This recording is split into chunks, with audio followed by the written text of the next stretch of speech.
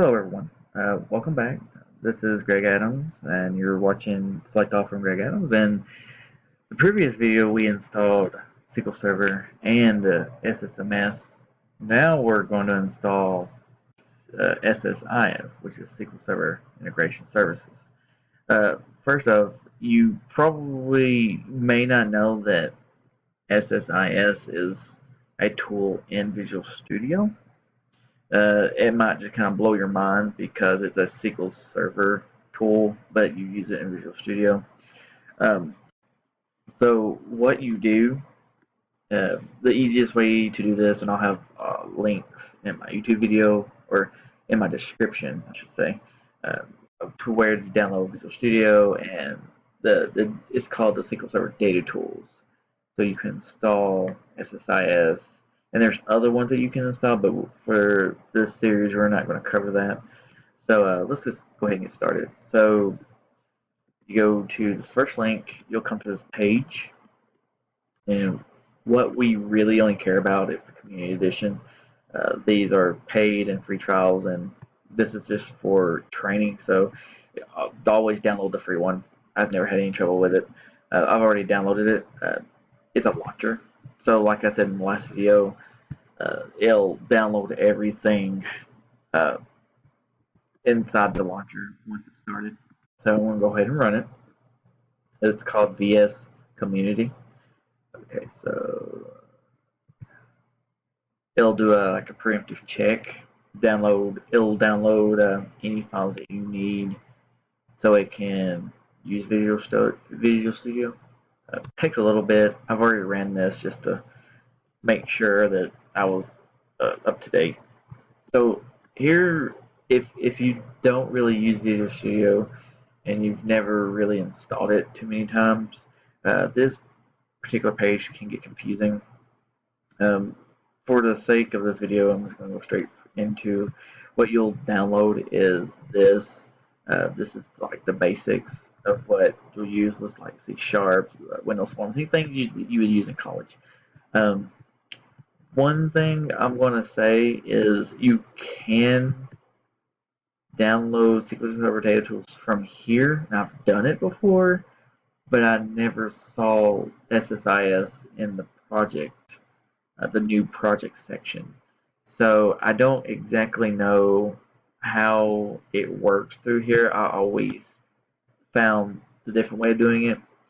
Go ahead, just uncheck this for now, and go ahead and install .NET Desktop Development, which is 3.95 gigabytes.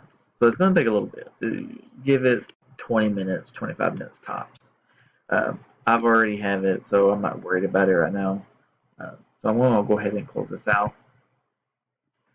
As you can see, I've got an update available. I'll do this later.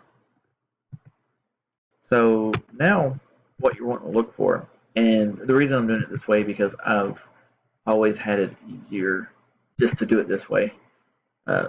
Anyone who can do it through the installation launcher, feel free if you know how to do it and get it connected quickly, but I want to do it the easy way. I want to show you guys what's worked for me always. So this lookup SSDT, it's going to be the first link.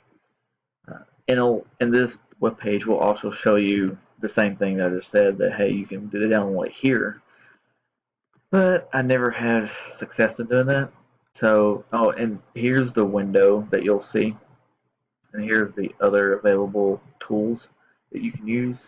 For the sake of our series, like I said, we're just going to do the bottom one. The bottom one, integration services. They're called integration services. So what you'll need from this page is the standalone installer. I'm not sure how big this thing is. Okay, it looks like it's just the launcher. So we're going to go ahead and run this. Let me go ahead and close this out. Okay, as you can see, I already have it.